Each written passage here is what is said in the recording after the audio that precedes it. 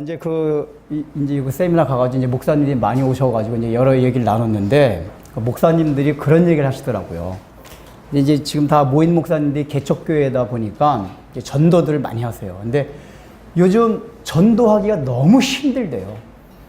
원래부터 이제 이렇게 2000년대 넘어오면서부터 힘들겠지만 요즘 들어서 그게 굉장히 더 심화됐대요. 특별히 이제 이제 어언간에 그 PD수첩에서 사랑의 교회에 대해서 나오고, 또 요새 구원파. 이 목사님들 구원파에 대해 이를 갈더라고요. 구원파 때문에 안 믿는 사람들 이 세계에서 기독교에 대한 이미지가 굉장히 안 좋아졌대요. 물론 구원파는 우리 정통교단에서 이단이라고 판정된 이 교회지만은, 교회 안 다니는 사람들 입장에서 볼 때는 몰라요. 그냥 거기도 목사가 있고 뭐 교회라는 이름이 붙었으니까 기독교의 한 분파로 알지, 뭐 우리 같이 그게 이단이냐 이단이 아니냐 막 이런 거 잘 모릅니다. 그래서 하여가 기독교 안 그래도 골치 아프고 저놈들 그냥 욕심내고 그냥 하나도 본받을 거 없는데, 이런 구원파 사건으로 해가지고 얼마나 이 언론에서 많이 떠들어요. 그래가지고 아주 이제 전도를 하기가 굉장히 힘들었다고 얘기합니다. 그래서 이제 구원파에 대해서 막 이를 갈아요. 근데 이제 제가 이제 그 얘기를 들으면서 과연 구원파 때문에만 말이 이렇게 구원파만 때문에 우리가 이렇게 전도하기가 힘들어졌느냐 하면 그게 아니에요. 왜냐하면은 사실 이제 구원파가 우리 정통 교단으로부터 이단으로 판정받은 이유들이 있어요. 이제 제가 이제 차차히 설명해 줄 건데, 그 구원파가 우리 정통 교단으로부터 이단으로 판정받은 그 이유가 되는 요소들이 사실은 우리 개신교 안에, 우리 정통 교회 안에도 많이 있어요. 우리가 그걸 잘 못 느끼는 것 뿐이지 그걸 많이 갖고 있어요. 그들은 그걸 드러내놓고 얘기를 하고, 우린 드러내놓지 않지만은 그런 요소들이 있어요. 그 사실은 구원파뿐만이 아니라 여러분들 세상 나가서 예수 안 믿는 사람들이 교회를 향해서 칭찬해주고 우리가 빛과 소금이 됩니까? 안 그래요. 자기네들보다 못하다 그래요. 기독교가 욕을 먹어요. 적어도 예수 안 믿는 사람들이 생각할 때, 야, 교회 다니는 사람들, 저 기독교인들을 보면은 우리보다 뭐 잘 살지 못하고 혹시 권력을 못 가졌다 하더라도 저 사람들의 삶과 마음을 보면은 뭔가 생각할 게 있고, 나는 하나님은 안 믿고 천국도 안 믿지만 저 사람들 보면 하나님이 혹시 있나? 천국이라는 게 진짜 있나? 라고 생각할 정도의 우리가 영향력을 미치고 있지 못해요. 여러분들 스스로 생각해 보세요. 다른 사람은 놔두고 여러분들 주위 사람들한테 여러분들의 삶과 여러분들의 마음을 통해 가지고, 행동을 통해 가지고 믿지 아니하는 사람들에게 그런 마음을 느껴줍니까? 못 그래요.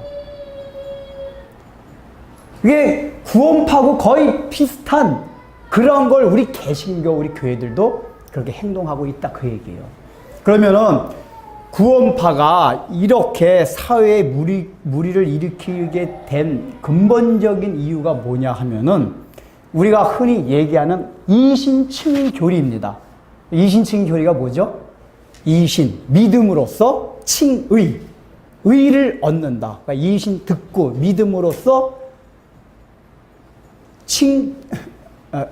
구원을 얻는다.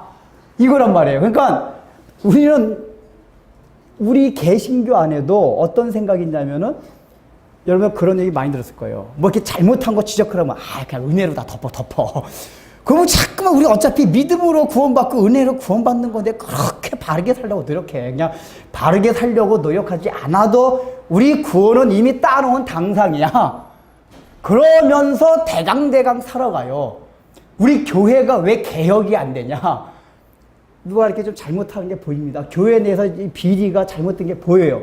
그럼 일부의 어떤 사람들이, 야, 저건 성경 말씀이 아니다, 개혁해야 된다, 이런 얘기가 나오면 그쪽에서 어떤 반응이 나오냐? 야, 어차피 우리 은혜로 구원받는 거야. 야, 믿음으로 구원받는 거야. 뭘 그렇게 그냥 사람이 다 죄 가지고 살아가는 거지. 그렇게 그냥 꼬치꼬치 그냥 은혜로 다 덮어. 그러면서 그냥 유야무야 하면서 다 덮고 나가요. 그러니까 이제 여러분들이 그 언론에서 많이 터져 나오는 그런 대형 사건이 왜 자꾸만 개선이 되지 않고 그런 얘기가 계속 나오냐. 그런 식으로 덮어나가는 거예요. 그런 얘기가 교회에서 나오면 가만히 있어. 우리 은혜로 구원받는 거야. 믿음으로써. 근데 구원파가 그런 신앙이에요. 구원파는 교리가 우리 개신교 교리하고 거의 비슷해요. 거의 비슷한데 그 사람들이 강조한 게 뭐냐면은 그 믿음으로써 구원받는다는 사실 그거 하나만을 굉장히 강조를 해요. 원래 우리 개신교의 교리에는 처음에 믿음으로써 구원받는다는 요소도 있지만은 이제 이 설교 시간에 계속 살펴보겠지만은 더 궁극적인 건 뭐냐면 우리의 삶을 거룩하게 해. 하나님의 형상을 닮아가게 하는 그것이 사실 더 큰 목표예요. 근데 원래 성경에 나타난 그 교리가 그러함에도 불구하고 이 구원파 사람들은 그건 놔두고 우리가 처음에 예수를 믿음으로써 구원받았다. 그렇기 때문에 예수님께서 우리의 과거에 지은 죄, 또 지금 현재 짓고 있는 죄, 앞으로 지을 모든 죄까지 다 용서해 주셨다. 그러니까 우리는 막 살아가도 된다 이거예요. 물론 막 살아가라 그렇게 말하는 건 아니에요. 요즘 이제 언론에서 너무 침소봉대해가지고 뭐 살인을 해도 된다. 세상에 아무리 이단이라도 그렇게 가르쳐주는 데가 어디 있어요. 그러니까 살인해도 된다 그렇게 가르쳐주는 건 아니지만은 뭐라고 가르쳐주냐 하면은 우리가 다 구원받아서 죄사함을 받았기 때문에 여러분이 너무 양심의 가책을 받으면서 살아가지 말아야 된다라고 가르쳐요. 그러면서 어떻게 했냐. 양심의 가책을 받는다는 얘기는 여러분들이 예수님의 나를 위해서 십자가에 못 박혀 돌아가신 거를 정말 안 믿기 때문에 양심의 가책을 받는다 라고 생각을 해서 자기 어떤 행동을 해놓고 양심의 가책을 받으면 너 아직 구원 못 받았어 라고 얘기를 한단 말이에요. 그러니까 사람들의 마음이 어떻겠어요? 그런 얘기만 듣다 보니까 원래는 이렇게 양심의 가책이 되다가도 맞아 내가 양심의 가책을 받는다는 얘기는 아직까지도 예수님이 나의 죄를 십자가에서 다 지시고 다 사해줬다는 걸 내가 안 믿는 거야. 그러면서 그거를 양심의 가책이 양심의 가책이 당하지 않게 스스로 마음을 자꾸만 막 이렇게 굳게 해요. 굳게. 그러다 보니까 점점점 양심이 굳어져 보니까 처음에는 조그만 거에만 양심의 가책을 받고 있는데 나중에는 웬만한 거 해서도 양심의 가책을 안 받아요. 그러다 보니까 이렇게 사건이 크게 터질 정도로 이 사람들이 웬만한 행동을 해가지고 양심의 가책을 안 받게 된 거란 말이에요. 그래서 여러분들 구원파들이 우리 기성교회한테 자기네가 전도할 때 하는 방식이 있어요. 그건 잘 아시죠? 당신 구원 받으셨습니까? 받았다면 언제 받았습니까? 그리고 당신 지금 이 시점에서 죽으면은 당장 천국에 갈 자신이 있습니까? 이렇게 물어봐요. 근데 여러분들 이런 질문들을 어디서 많이 들어보지 않았어요? 여러분 대학 다닐 때. 이게 어디서 많이 하는 거죠? 일반 교회에서는 그런 질문 잘 안 하는데 구원파 아니더라도 선교 단체. 그러니까 우리 대학교에 있는 뭐 CCC나 IBF나 네이비게이터, UBF 같이 대학생 있는 그 학생 선교 단체 보면은 이런 얘기 잘해요. 그 구원의 확신이란 얘기가 1990년도 이후부터 이 교회사에 퍼져나간 얘기예요. 원래 그전에는 그런 얘기가 없어서 그냥 교회에 나와서 그냥 예배 드리고 그러면 그냥 신앙생활을 한 걸로 했는데 어느 날 이 친구들이 이제 고등학교까지 잘 자라다가 대학교를 가봐서 그 대학교 내에 있는 거 CCC나 그런 선교단체에 딱 가입을 해보니까 첫 질문하는 게 야, 너 구원의 확신 있냐? 이렇게 물어본단 말이에요. 근데 교회에서는 그런 얘기를 한 번도 못 들었기 때문에 당황하는 거예요. 가서 내가 구원의 확신이 있는 건가? 이렇게 되기 시작해가지고 그런 선교단체에서 구원의 확신이라는 걸 많이 가르쳐 줬어요. 근데 그 자체는 사실은 좋은 거예요. 왜 그러냐면은 그 구원의 확신이란 얘기는 어디서부터 출발됐냐면은 독일에서 있었던 경건주의 운동으로부터 시작이 됐어요. 그 당시 이제 유럽 내 종교개혁이 일어나고 나서 200년 지났습니다. 그러니까 종교개혁이 처음에 일어났을 때는 마음들이 뜨거웠어요. 그래서 루터나 칼빈 같은 사람들에서 그 종교개혁을 일으킨 다음에 이렇게 교리가 다 체계화가 됐어요. 그래서 그게 한 100년, 200년 정도 지나다 보니까 그게 화석화돼요, 화석화. 그러니까 교리가 굉장히 중요한데 이게 자칫 잘못하면 화석화가 되면 굉장히 신앙생활에 문제가 있어요. 화석화 된다는 얘기는 뭐냐면은 그래, 삼위일체 하나님에 대해서 배우고 예수님의 구원론 다 배우는데 마음에 뜨거움이 없는 거예요. 마음에 그냥 지식적으로 그렇다만 하지 뜨거움이 없고 내 삶 속에서 야, 예수님이 나를 위해서 십자가 못 박혀 돌아가셨구나. 그래서 그 감사하고 감격하는 그런 마음들이 이 18세기 이후부터 유럽 사회에서 그런 것들이 많이 없어졌어요. 그래서 이제 독일에서 진셀도르프 백작이라는 사람을 시작해가지고 몇 명 모여가지고 성경 공부가 시작된 거예요. 오늘날만 성경 공부. 옛날에는 다 설교만 있었는데 성경 공부를 통해서 그걸 경건주의. 그러니까 예수님을 개인적으로 구주로 고백하고 그 고백하는 걸 통해서 야, 그래, 내가 정말 구원받았구나. 예수님이 정말 나의 죄를 위해서 십자가에 못 박혀 돌아가셨구나. 분명히 그게 있어야 돼요. 그래서 그런 경건주의 운동에 의해 가지고 다시 한번 이제 그게 미국에 건너가서 미국에 막 대각성 그런 이제 운동들을 일으켜요. 그러니까 이제 그런 경건주의 운동을 받은 게 바로 선교단체들이 했던 뭐 형제 교단이라든지 그런 게 교단들을 통해 가지고 그게 전 세계로 퍼졌어요. 그러니까 독일이나 영국부터 시작해서 미국으로 건너오고 미국에 있는 그런 디격 선교사람, 독립교단에 있는 사람인데 그런 디격 선교사로부터 우리나라에 와서 그런 말씀들이 전해진 거예요. 근데 구원파가 처음부터 잘못됐던 게 아니라 처음에 올 때는 그런 식의 복음이었어요. 우리가 거기다 확신을 가져야 된다. 근데 이제 이 선교사가 처음에 전해준 그 복음보다도 나중에 구원파를 처음 만든 권신찬 목사라는 사람이 이 사람이 처음에 장로교 목사였었습니다. 근데 이게 참 우리 신앙의 문제인데 자기가 어릴 때부터 신앙생활하고 목사가 됐는데도 불구하고 권신찬 목사라는 사람이 나중에 그의 얘기에 의하면은 난 정말 예수님이 나를 위해서 십자가 못 박혀 돌아가셨다는 그 사실이 내 마음에 뜨겁게 다가온 적이 없었다라고 고백을 해요. 그건 맞는 거예요. 우리의 신앙품이 그것부터 시작을 해야 돼요. 그러니까 그 사람은 어떤 식으로 신앙생활을 했냐면 종교적으로 어릴 때부터 부모가 다니니까 교회 다니고 교회 다니니까 하나님이 계시다는 건 우리가 종교성에 있어서 믿어지긴 해요. 근데 그렇게 해서 이렇게 몸에 익숙해져 가지고 신앙생활을 해왔는데 정작 예수 그리스도가 나의 개인의 구주라는 그 인격적인 구원의 체험이 없었던 거예요. 근데 디격 선교사라는 사람을 통해 가지고 그런 체험을 권신찬 목사가 한 거예요. 구원파를 처음 세운 그 목사가 한 거예요.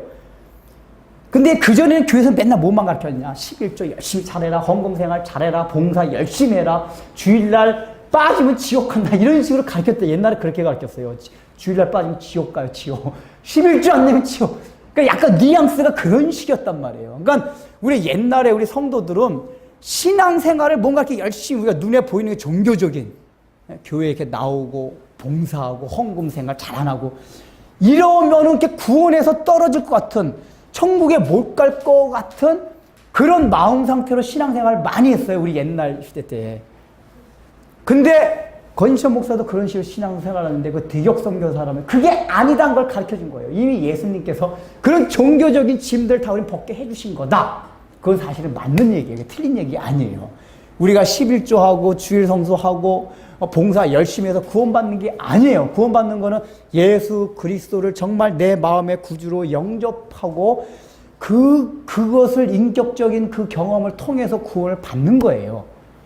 근데 우리가 그런 경험 없이 신앙생활 종교적으로 하다 보니까 사람들이 짐이 돼요. 여러분 잘 아셔야 될 게 여러분들 신앙생활 오래 하신 분들은 그런 경험이 있을 거예요. 열심히 교회 봉사하고 막 그냥 헌금도 잘하고 다 이렇게 주일 성수도 잘하고 막 그냥 모든 예배 때 막 빠지지 않고 다 하는데 그게 기쁨이 되는 게 아니라 어느 날 한참 신앙생활 하다 보니까 눌려. 짐으로 자꾸 막 무겁다. 신앙생활이 왜 이렇게 무겁냐? 신앙생활하고 좋다고 신앙생활하는데 왜 이렇게 나한테 이렇게 짐이 되냐? 여러분 신앙생활할 때 그런 거 느낀 적 없어요? 사람들이 구원파에 잘 넘어가는 이유가 있어요. 처음에 그 사람들 얘기할 때 구원에 확신이 있습니까? 이런 거 물어보고 나서 그 다음에 하는 얘기들이 뭐냐? 당신이 지금 신앙생활 하면서 눌리는 게 없습니까? 막 짐을 지고 그것 때문에 무거워서 허덕이지 않습니까? 라고 얘기를 해요. 근데 적어도 신앙생활 이렇게 오래 한 사람들은 그런 마음이 있거든요. 교회에서 또 얼마나 짐을 많이 줬니까? 교사, 교사 두세 개의 성가대 막 그 나중에 번아웃이 돼요. 그냥 막. 우리 그저 청년 때도 무슨 얘기 했었냐면 우리가 주일이 안식이잖아. 안식일. 쉼이 있는 날이에요. 근데 우리 청년 때도 그랬는데 우린 새벽에 6시에 교회 갑니다. 우리 청년 때. 우리 청년들 거의 덜욕돼가지고 새벽 교사 회의가 7시에 시작되거든요. 이게 모든 주일학교가 9시에 시작되면은 7시에 모여가지고 교사 회의하고 기도회하고 그리고 저녁 예배도 있었어요. 그 다음에 저녁 예배 7시 반 끝나면 9시 또 교사 마지막 마무리 회의 10시에 교회에서 끝나가지고 집에 가면 12시예요. 그러니까 주일날은 아침 6시에 나와서 밤 집에도 12시. 그 우리 청년들끼리 무슨 얘기 했냐면 야, 우리는 안식일이 아니라 안쉼일이다. 안쉼일. 우리가 직장 다니는 날, 그래서 일주일 쉬는 날인데 주일날은 쉴 데가 없어요. 그냥 교회 가서 그냥 스테이지 확 돈단 말이에요. 이러다 보니까 어떤 현상들이 있느냐. 막 교사 5년 하면 막 지쳐요. 교사하고 싶지 않아. 근데 원래 교사라는 건 기쁨으로, 우리가 봉사한다는 건 기쁨으로 해야 되는 거예요. 이 교회에서 하는 모든 건 기쁨과 감사로 하는 거지 억지로 막 해서 하는 게 아니에요. 원래는. 근데 그렇게 하다 보니까 억지로 그렇게 된단 말이에요. 이런 마음 있는 사람들한테 구원파가 접근하는 거야. 야, 봐라. 너 신앙생활 하는 게 그냥 울며 겨자 먹기로 너무 힘들지 않냐? 원래 예수님께서는 우리에게 그렇게 해주신 것이 아니다. 예수님께서 우리에게 뭐라고 말씀하셨냐? 수고하고 무거운 짐진 자들아 다 내게로 오라. 내가 너희를 쉬게 하리라. 진리가 너희를 자유케 하리라. 막 이렇게 들어온단 말이에요. 그러니까 맞아. 성경이 분명히 그런 말씀 하셨지. 근데 나는 왜 이렇게 자유함이 없고 맨날 눌리고 이렇게 살지? 그래서 구원파 가서 성경 공부하는데 딱 참석해보니까 여러분 모든 죄가 다 사했습니다. 뭐 이렇게 하다 보니까 거기서 뭐냐면 이렇게 자유함을 느끼는 거예요. 그 교회 봉사하지 않아도 된다. 11조 하지 않아도 된다. 주일 성수 안 해도 된다. 이렇게 처음에 가르쳐요, 구원파에서. 그러니까 처음에는 그 눌리고 있다 그런 걸 딱 듣는 순간 진짜 복음을 만난 것 같아요. 아, 이제 눌렸다. 근데 이제 이건 역설적이지만 여러분, 그리고 나서 어떻게 됐습니까, 구원파? 거의 11조는 안 하는데 전체 재산을 갖다 바치고 주일 성수는 하지 말라 그래 놓고 그냥 수시를 모여가지고 사업이 하나님의 일이다. 수시를 모여가지고 그거 맨날 모여서 거기서 가정도 막 그냥 막 파탄시키고 더 나쁘게 된 거예요, 사실은. 근데 처음에 하여간 유혹을 할 때 그런 식으로 유혹을 해요. 그래서 우리 기성교인들이 구원파로 많이 유혹돼서 넘어간 거란 말이에요. 근데 이게 우리 이런 문제가 왜 일어나느냐 하면은 가장 근본적인 게 그 비격성교사란 사람이 처음에 와서 복음을 전해줄 때 그 구원의 확신 문제를 가르쳐 준 거는 워낙에 종교개혁 일어난 200년 지났을 때 그 상황, 교회가 교리가 화석화돼서 생명력이 없는 상태에서 그 생명력을 가르쳐 주기 위해서 얘기한 게 구원의 확신 문제예요. 죄사함의 문제예요. 근데 오늘날에 그걸 어떻게 변질시켰냐면 그 죄사함의 문제를 내가 구원을 받았기 때문에 그 이후에 신앙생활 해야 할 그거에 대해서 전혀 강조하지 않는 그런 쪽으로 변질이 돼버린 거예요. 그게 이제 구원파가 가장 극단적으로 나간 거예요. 근데 중요한 우리 개신교도 그게 없습니까? 다 그게 있어요. 우리가 초대에 말씀드렸듯이 왜 이렇게 살아가고 있습니까? 우리 믿음으로서 구원 받았으니까 그죠? 우리 인간이 다 또 죄가 있고 하니까 적당히 살아가도 된다. 어차피 한번 예수 믿었으면 천당은 확보해 놓은 거 아니냐? 여러분들 그런 마음 없습니까? 더군다나 우리 개혁주의는 무슨 교리가 있습니까? 견인. 견인교리 다 아시죠? 견인이라는 뜻이 뭐냐면은 한번 하나님께서 구원을 시켜주셨으면은 그 사람을 끝까지 이끌고 천국까지 데리고 가시겠다 하는 게 견인고리예요. 여러분 교리할 때 다 배웠죠? 구원의 서정 단계 해봅시다. 처음에가 뭐죠? 이제 그 구원의 서정 단계도 여러 가지가 있지만 우리 개혁주의에서 말하는 건 보통 9가지예요. 첫 번째가 소명, 중생, 그다음 회심, 믿음, 칭의, 그다음 양자됨, 그다음에 뭐죠? 성화. 성화 다음에 뭐예요? 견인. 견인 다음에 영화. 9가지가 된단 말이에요. 그러니까 마지막에 영화 전에 견인이 있으니까 하나님이 어떻게 해든지 이끌어 가지고 너희를 천국까지 가게 하겠다. 근데 이걸 우리가 이해를 잘못해요. 그래서 어떤 사람들은 어떻게 오해하고 있냐면은 구원파가 말하는 견인. 그러니까 우리가 한번 구원받았으면은 절대로 우리 구원은 이렇게 우리 구원은 땅에 떨어지지 않는다. 이게 너희 칼빈주의 장로교에서 배운 거다라고 어떤 사람들이 얘기를 해요. 장로교에서 말하는 그 견인주의 교리. 하나님은 반드시 이끌고 가겠다. 근데 그거는 오해하는 거예요. 하나님께서 말하는 견인 교리는 뭐냐? 봐봐요. 견인이 뭐 뒤에 있죠? 이 구원의 서정 단계에서 성화 단계에 있어, 성화. 그러니까 성화라는 건 뭡니까? 우리가 거룩하게 되어요. 거룩하게 되어가는 거예요. 이 얘기는 뭐냐? 하나님이 처음에 예수를 믿게 했으면은, 이신칭 예수를 믿음으로써 그 사람이 예수님을 영접하고 구원을 받았으면은 반드시 그 사람은 어떻게 하겠다는 얘기예요? 거룩한 삶을 살아가도록 하나님의 형상 그 성품을 닮아가게끔 어떻게 해서든지 이끌어 나가겠다 그 얘기예요. 이 얘기가. 그러니까 그런 과정도 없이 천국에 올려놓겠다 하는 게 아니라 견인이라는 것 자체가 뭐냐면 과정이 뭐까지 포함됐냐면 성화까지. 우리의 삶 자체가 거룩하고 깨끗하고 진실되게 되어가는 거기까지를 포함시켜서 하나님이 이끌고 가겠다 그 얘기예요. 자, 이게 무슨 얘기냐? 우리는 본성상 진실되고 거룩하고 착하게 이렇게 살아가고 싶지 않아요. 예수 믿고 나서도. 근데 하나님이 어떻게 하겠다는 얘기예요?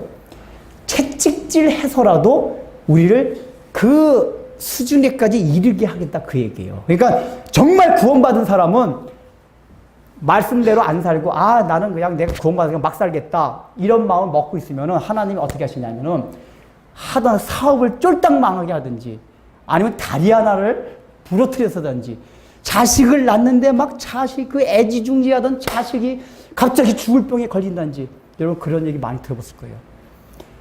그런 얘기를 통해서 제가 하나님 잘못했습니다. 용서해 주세요. 내가 너무 세상에 빠져가지고 살았습니다. 여러분 그런 얘기 많이 들었잖아요.